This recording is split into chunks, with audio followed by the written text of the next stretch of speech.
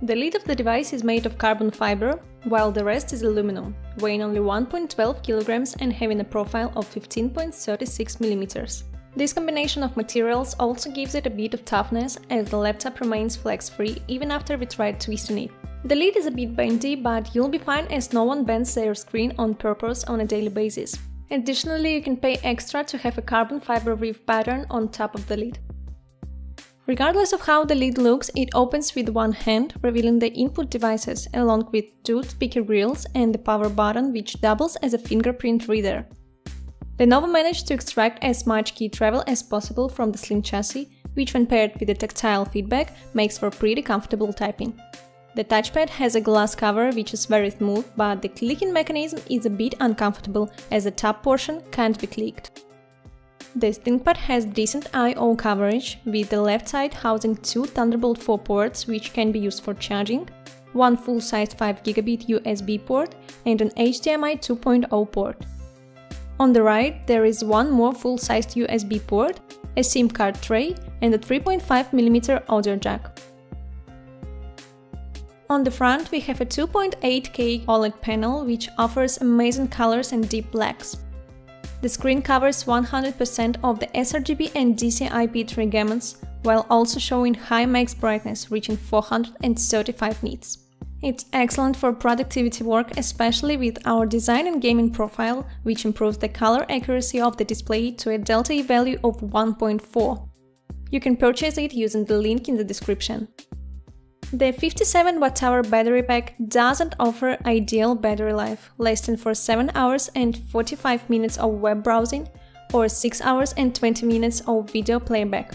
These results were with the configuration featuring the Core i7-1270P, a 12-core 16-thread processor. It's not the best performer, scoring lower in 3D renderings than it should, being outperformed by the Ryzen 7 5800U and the Ryzen 7 Pro 6850. A bunch of U-series CPUs is also available. For a GPU, you get the 96EU version of the Iris Xe Graphics G7, which is great for iGPU standards. Paired with the hardware and coding cores inside, you can use the ThinkPad for a fair bit of productivity work. We can quickly see why the CPU performs the way it does as we move into the stress test. The laptop is cooled by one heat pipe, two fans, and some heat spreaders.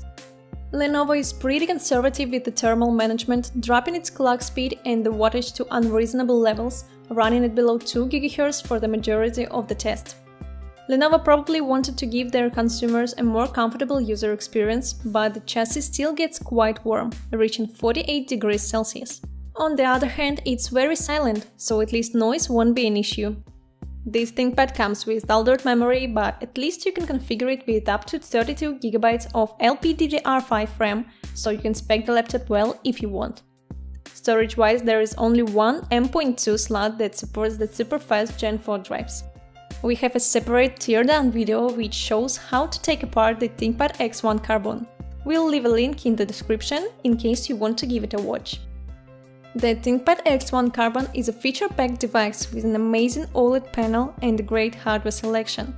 However, the same high-res display also staggers the battery life, while the performance isn't ideal, thanks to the small cooling setup. Today, we will show you how to open the 10th Gen Lenovo ThinkPad X1 Carbon and what's inside of it.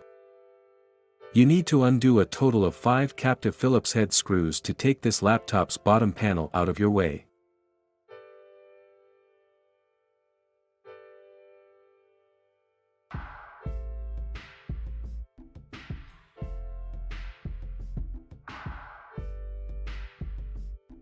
Please remember, it would be of great help to us if you just hit the like button and subscribe to our channel.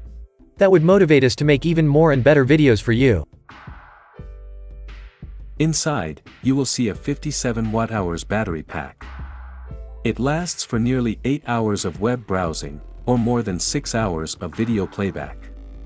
To take it out, you have to undo the 6 Phillips head screws, which hold the battery in place.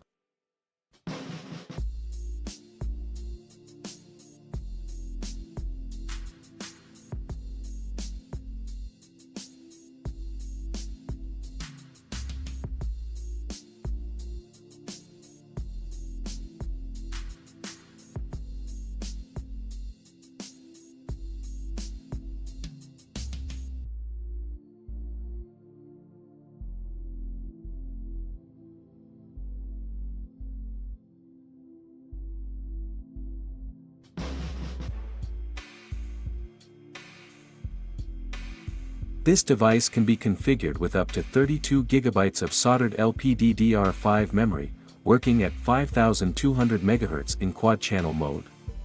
Storage-wise, there is one M.2 PCIe X4 slot, which fits Gen 4 SSDs.